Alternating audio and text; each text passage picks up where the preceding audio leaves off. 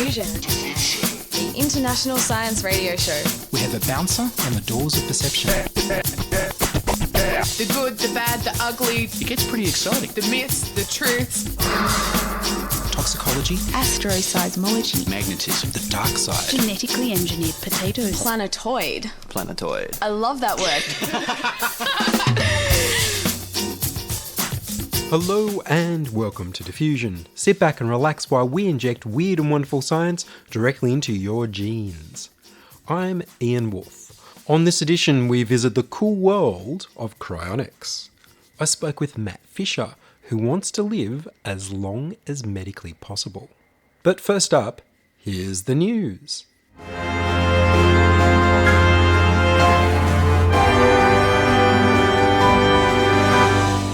Freeze, wait, reanimate.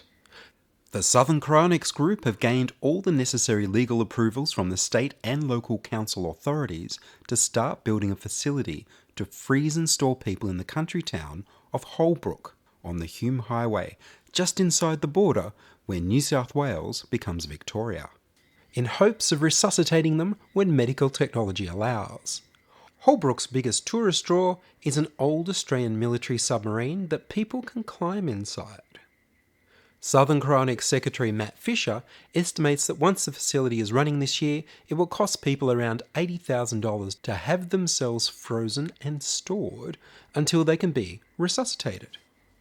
Most people take out a life assurance policy that they contribute to every week, which then pays this full amount to the Cryonics facility when they die. The facility will have the capacity to store 40 bodies in 10 specialised stainless steel vessels. The Holbrook site was chosen because it's zoned for cemetery and mortuary use, in a location with a low risk of flood, earthquake and bushfires. It had to be near a major highway, which is a route for regular deliveries of liquid nitrogen. In this case, the Hume Highway. Around the world, despite the decades since Robert Ettinger first wrote about freezing people for later resuscitation in his 1962 book, The Prospect of Immortality, there are only a few hundred people frozen in the US and Russia, waiting for the time when thawing and healing them will be possible. The Southern Cryonics facility will include offices and a warehouse to cool and store the bodies. The bodies will be stored in large vacuum flasks made of stainless steel, filled with liquid nitrogen. Once the facility is running for people who've signed up, when their time comes, the patient is put in an ice bath and medications are given to prevent blood clotting. Bodies are brought down to dry ice temperature of minus 78.5 degrees Celsius. Once they get to the facility in Holbrook, Southern Cryonics will take over and bring that down further to the temperature of liquid nitrogen at minus 196 degrees Celsius, where they undergo a process called vitrification, which prevents ice crystals from forming that would otherwise damage their cells. Southern Cryonics has changed its name from Stasis Systems as a way of being more clear about the purpose and intention of the organisation. While nobody has yet been frozen and revived, there have been some significant developments in recent years. As reported on Diffusion, in 2016 the University of Maryland's R. Adams Cowley Shock Trauma Centre started cooling gunshot victims from a normal body temperature of 37 degrees Celsius right on down to 10 degrees Celsius or 50 degrees Fahrenheit. Cooling them down to icy temperatures slows their metabolism enough to give surgeons hours to operate and stop them bleeding instead of minutes. People who previously would have bled to death quickly were saved. It took 12 years for the results of the experiments on chilling and reviving pigs to get through institutional inertia and finally be used to save human lives. But it happened and it's working extremely well. Hopefully, more hospitals will start using the procedure. In 2014, a team from the University of Marine Science and Technology in Tokyo revived leeches that they'd frozen in liquid nitrogen for up to 9 months, without any special preparation. The leeches could be rapidly frozen in liquid nitrogen and rapidly thawed without injury. The leeches could be revived after 5 years, frozen at minus 90 degrees dry ice temperatures. The leeches never encounter freezing temperatures in their natural environment. In 2016, a rabbit's brain was frozen to liquid nitrogen temperatures and then thawed without any detectable damage by a team from 21st Century Medicine, led by Robert McIntyre. They filled the vascular system of the rabbit brain with chemicals that prevent decay and allow it to be cooled down to minus 100 degrees Celsius, or minus 211 degrees Fahrenheit. When thawed, the brain was found to have all of its synapses, cell membranes and intracellular structures intact. The team are next freezing a pig's brain. An open letter supporting the science of cryonics has been signed by 69 researchers from institutions including MIT, Harvard, NASA and Cambridge University. The letter reads, "To whom it may concern, cryonics is a legitimate science-based endeavour that seeks to preserve human beings, especially the human brain, by the best technology available. Future technologies for resuscitation can be envisioned that involve molecular repair by nanomedicine, highly advanced computation, detailed control of cell growth, and tissue regeneration. With a view towards these developments, there is a credible possibility that cryonics performed under the best conditions achievable today can preserve sufficient neurological information to permit eventual restoration of a person to full health. The rights of people who choose cryonics are important and should be respected. Sincerely, 69 signatories."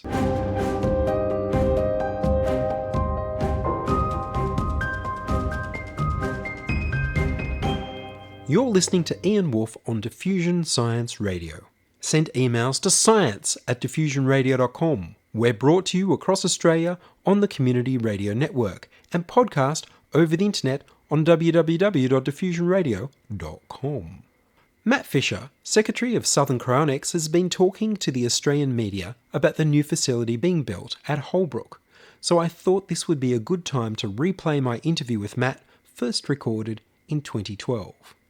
Matt wants to be carefully frozen when he dies so that doctors in the future can resuscitate and cure him. What is the difference between cryogenics and cryonics? Well, cryogenics is the study of basically physics at very low temperatures, well below freezing, and there's all sorts of interesting stuff that happens down there, like superconducting electricity and that sort of thing. Whereas cryonics is using cryogenic temperatures to store people immediately following their death in the hope that they will be preserved and maybe revived sometime in future when we have better medical technology. This started back in the 70s with Robert Ettinger? Yes, that's right. He's known as the father of cryonics, and he's actually deanimated just last week, I think it was now. He was 92 years old, and now he himself has been cryonically preserved.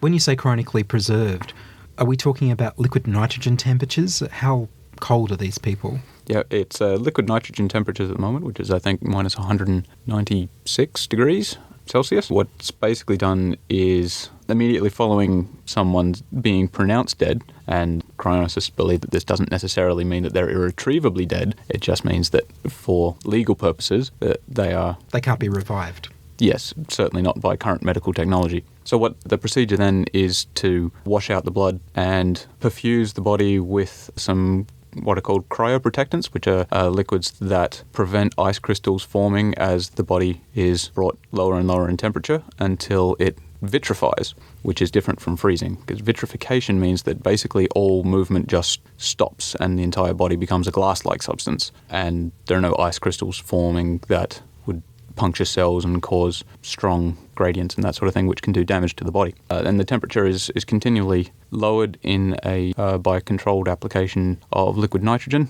They're not actually suspended in a liquid nitrogen bath at that point. They're sort of held above it in the vapor, and the temperature is lowered over a period of days until they eventually can be lowered into the liquid nitrogen itself in what are called cryostats or dewars, which are basically large, well-insulated containers. And then essentially there is no more metabolic or chemical activity detectable within the body from that point on. And how much does it cost per year to maintain someone in that state? The ongoing costs are for basically the storage space and administration and the boil-off of the liquid nitrogen, which is what keeps them at the low temperature, obviously. It's only a couple of $100s a year, basically. So the way it's normally funded is by an amount of money, around $30,000 for the Cryonics Institute, for instance, that it's put in trust at the time of deanimation, and then the interest from that goes pay the ongoing storage costs. So for those listeners who aren't familiar with the prospects of immortality, basically the slogan I'd heard was freeze, wait, reanimate. Is that a good summary? I hadn't heard that one, but that's pretty accurate. Yeah, that's good. Essentially, the motive behind it is that with the ongoing progress in medical technology, it's reasonably predictable that sometime within the next few decades or 100 years or some not unforeseeable period, that we will have the technology to repair not only whatever diseases or conditions that people have and die of, but the damage that gets caused to the body in the freezing process and the thawing process. So from a cryonicist perspective, what they're doing is essentially putting themselves into an induced coma until a cure for whatever ails them is found. So this relies, I guess, on faith in continuing medical progress and faith in social stability, that there'll still be people maintaining everything every year. Personally, I don't like the word faith, but it takes a certain amount of belief, yes. But it's a well-founded belief. If you look at the scientific, not the scientific necessarily, but the technological trends that have been remarkably steady over the last few decades, then the amount of control we have over our own bodies is increasing rapidly, especially with the sequencing of the genome and the relatively new fields of biotechnology, and eventually nanotech, the killer. It's not quite the killer app. It's almost the wrong word, really. Absolutely. Basically, if we don't come up with the cures that we're looking for before we eventually develop nanotechnology, then nanotechnology and some very powerful artificial intelligence guiding it will be able to do everything that we want to do, cure cancer and repair all the damage to the body that we want. But there's a fairly well-founded reason for believing that we'll get there eventually. And it doesn't really matter how long it takes, because once you're in cryogenic storage, then you're completely unconscious, and all the time that you spend suspended will, to you, pass by in the same way that surgery passes by when you're under general anesthetic. You might lose, half hour of your short-term memory before you're suspended and be a bit groggy when you wake up, but that's about the worst you can expect. Let me lay this out for the listeners who haven't quite got the full picture here. Basically, we're saying you're dying of something that medical science can't currently cure. So you're certainly going to die really soon. So just before you die, you go through a cryonic suspension that legally kills you, and then you are brought down to vitrification temperatures around liquid nitrogen, and then you're stored for a couple of $100 a year until such time that medical science can revive you and cure whatever was killing you in the first place. That sums it up, except that cryonic suspension is not currently performed before legal death.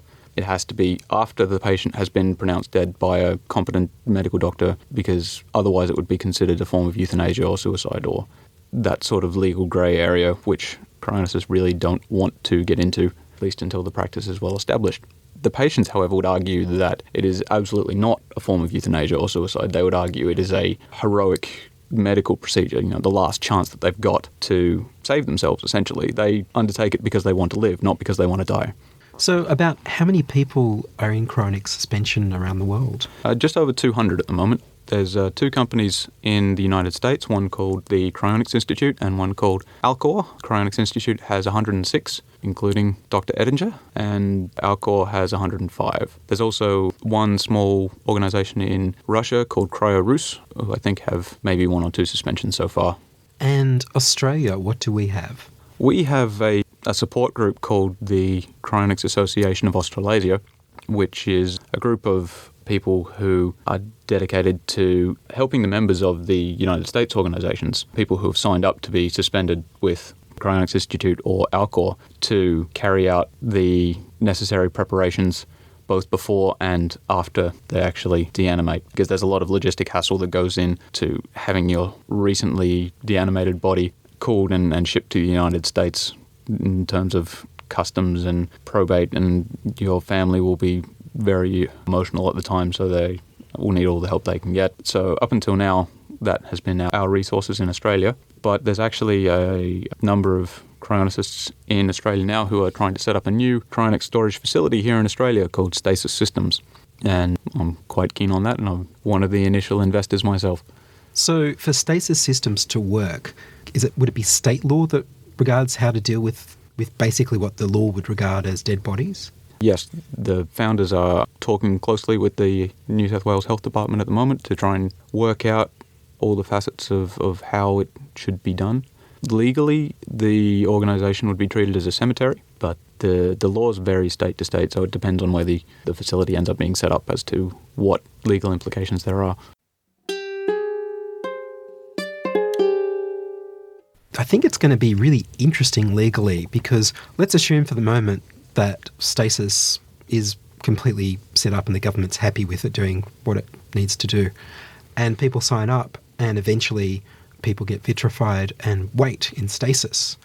I can imagine if the government's got stasis set up as a cemetery, then they're happy with that. They understand it. You're happy with the fact that that's not exactly what's going on. It's really more of a type of a hospital in a way because you're storing patients awaiting resuscitation. Yep. And that's the modern word that people should use rather than some sort of resurrection, because we bring people back to life from the brink of death all the time now. Oh, absolutely. It's interesting. The medical definition of death is the irreversible cessation of all vital functions, especially as indicated by permanent stoppage of the heart, respiration and brain activity. And all the definitions include irreversible or permanent in them somewhere.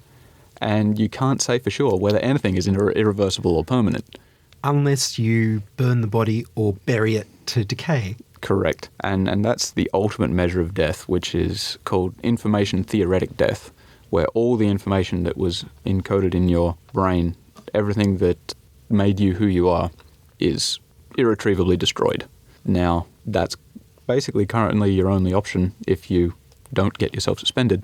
Whereas if you're cryonically suspended, then you have some chance of being revived sometime in the future. So even if that chance is small, and it very much depends on who you talk to as to whether someone thinks it's almost certain to work or almost impossible, but if you agree that there is some chance that it will work, then it's a better bet than being cremated or being buried. Absolutely, it's a better bet. I mean, anything above zero is a better bet if you want to live. But the thing I'm heading towards is the state government treats stasis as a cemetery. Yeah. Medical science progresses until they can resuscitate people and cure them. Then people are going to need to be It can't legally defined as no longer dead.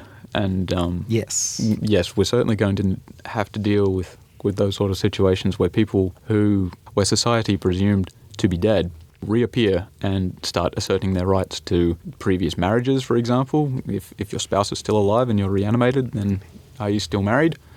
And property. Property. I mean, property is probably what the law's going to care about. If you come back in 20 years, for example, say it takes 20 years and someone's vitrified this year, 20 years' time they're revived, the government and society have happily ignored stasis as a cemetery all this time as maybe they didn't think highly or they joined you or whatever happened.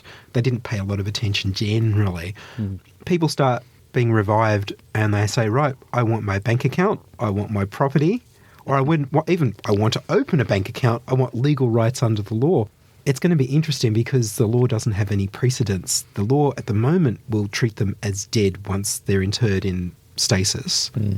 And it's going to be interesting. You can't necessarily get it back if you've given it away 20 years ago, but they should at least have legal rights. Basic human rights should be there, surely. Oh, I'd absolutely agree with you there. I think the closest you'd come to a precedent at the moment is people who have been lost at sea in 7 years or however long it is, and then reappeared. I haven't met any of those people or heard their They don't know what's stories. happened. I don't really know what Okay, happens that's to people one like to that. look up. I think the Cryonics movement needs to put that up as its test case that's already been there and say, look, this is what happens when people disappear for long periods of time and then come back. People who are presumed dead returning, basically. So this is what it should be. And I think that might be a precedent because property certainly gets transferred, people get remarried, all those things. You might not be able to get your marriage back, but you should be able to be entitled to some share of the property. Yeah, you would think so. Cryonicists definitely pay a lot of attention to what they put in their wills and what they put in their contracts with the Cryonics organisations. So you can, for example, there are some legal jurisdictions in which you can set up perpetual trusts, like in Liechtenstein, I think, where you can essentially put your money in a bank account in Liechtenstein and then be declared legally dead, and it will still wait there for you until you claim it, however long that is. Okay, so there's offshore mechanisms Yeah. if Australia doesn't catch up in time. When you are revived, I would hope that society will have enough decency, I guess would be the word, to recognise that you could at the worst be treated as a refugee. And, refugees are... Deported. No, not the genuine refugees. But We're not going to test their genuineness, we're just deporting them. That's Australia. true. But as long as you don't arrive on a boat, then you should be fine. I don't know. If people are queasy about people who weren't born here, who are refugees, how are they going to feel about people coming back from the dead? If it's their grandparents that are coming back from the dead, or their parents that are coming back from the dead, then I think they'd be reasonably accepting. If the people that are coming back as refugees lived their entire lives here as Australian citizens, then I don't think there can be too many complaints. One last thing on that is, Ettinger himself, of course, was married twice, and both his wives were also put into cryonic stasis. I think he was married 3 times, actually. Oh, really? Certainly 2 of his wives are in stasis, and Yes. it's going to be a very interesting situation when they are revived. I'd agree with you there. Do you know what animals have been successfully frozen and revived? I know they can do it on a cellular level for things like sperm and egg. Mm-hmm. Well, yeah, that's a good point in itself, is that human embryos, that is, are routinely stored at cryogenic temperatures and brought back to life and come to turn into happy, healthy human beings with no ill effects. Now, as far as I know, the largest animal that's been completely vitrified down to liquid nitrogen temperatures are nematode worms. Now, they've successfully vitrified, thawed, and implanted a kidney in a rabbit, and the kidney as a whole organ structure was successfully taken up by the rabbit, and it was fine. I believe they've brought dogs down to sub-zero temperatures and successfully revived them, but not down to the liquid nitrogen temperatures, which are obviously much, much lower. No, it's a fascinating area. So it takes about $30,000 once stasis is up and running, do you think? It will be cheaper in Australia, or will be about the same sort of cost? In the United States, to begin with, the additional hassles from Australia basically take it up to around 50 or so, and I think Stasis Systems is looking at $60,000 Australian as a starting point. So that's to store the bodies here? Correct. We're not sure where the facility will be built exactly at the moment. We're looking at somewhere in regional New South Wales. Somewhere cold? Well, it's somewhere stable. Somewhere stable, absolutely. No earthquakes would be fantastic. Very true. We'll just have to wait and see. So it seems to me that vitrification, storing people at liquid nitrogen temperatures, for a few hundred a year, you could almost, that's really not that much of a cost if you really think there's a chance, any chance, of bringing someone back. While you might not be thinking about it immediately for yourself, maybe if you've got elderly relatives, it might be more relevant right now. Yeah, absolutely. Most people pay for it with life insurance, which makes it a much more manageable amount because it's only a few $100s a year now rather than a big hit when someone's recently deceased. But it's another good name for it as well, life assurance. Yeah, but yeah, I'm actively trying to convince my parents to sign up for it because basically I expect to live a very long time thanks to the benefits of medical technology, and if I had the chance to bring my parents with me and didn't take it, then I expect I'd be kicking myself for a very long time, and I really don't want that to be the case. I want everyone I care about to come with me into the future. And a $50,000 life assurance policy isn't really at the high end, is it? No, that's almost the minimum that life insurance comes in. I mean, you could almost do it with a funeral cover plan rather than life insurance even. So there you go, a Father's Day or a Mother's Day gift, a Absolutely. gift of life. Well, I think if it comes to the choice of an inheritance of, say, $50,000 and still having my parents around, then I would definitely pick still having my parents around. One of these life assurance policies that would pay definitely for you either to be stored in Australia or sent to the US to be chronically preserved, how much would it cost per month? Well, for a $100,000 policy, which is about the minimum that life insurance companies offer, for a healthy person in their 30s at the moment, it's around about $30 a month. $30 a month to save your parents, $30 a month for immortality. A small price to pay. Absolutely. Matt Fisher, thank you very much. Thanks a lot. You can find Southern Cryonics online at www.southerncryonics.com. A big thank you to Andrew from Melbourne for his monthly donation. I've entered Diffusion in the new Castaway Podcast Awards. Please vote for Diffusion by going to www.diffusionradio.com and following the link on the upper right. Voting closes on the 21st of March 2017. And that's all from us this week on Diffusion. Would you like to hear your voice on radio? Go to the website and click on the tab to the right to send a voicemail to be played on air, or use a voice memo on your phone and email it to me.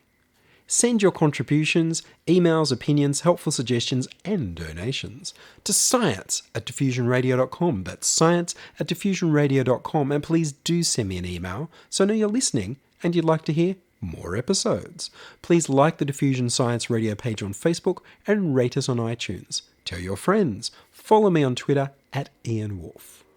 Support the show at patreon.com/diffusionradio. The news music was Rhinos Theme by Kevin MacLeod of Incompetech.com. Checking production was Charles Willock. I produce Diffusion, which is broadcast around Australia to 27 stations on the Community Radio Network, including 2RBM in the Blue Mountains of New South Wales, 8CCC in Alice Springs and Tennant Creek, 2MVR in Nambucca Valley, and 3MBR in the Mallee Border districts of Victoria and South Australia. Diffusion is syndicated globally on the National Science Foundation's Science 360 internet radio station and also on astronomy.fm. Subscribe to the podcast on the Diffusion website, www.diffusionradio.com. That's www.diffusionradio.com, and check the website for links, photos, and videos about this week's show.